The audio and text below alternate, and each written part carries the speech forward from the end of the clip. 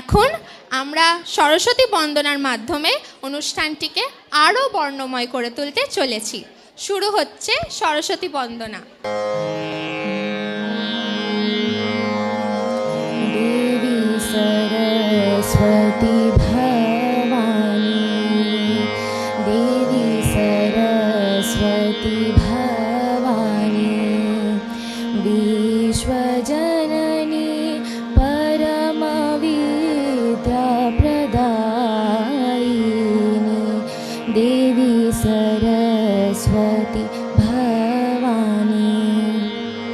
वेद वेदांत तंत्र मंत्र अंतना पावत, वेद वेदांत तंत्र मंत्र अंतना पावत, पूजत ही श्री चरण, पूजत ही श्री चरण, सुर नर मुनि, देवी सरस्वती भवानी।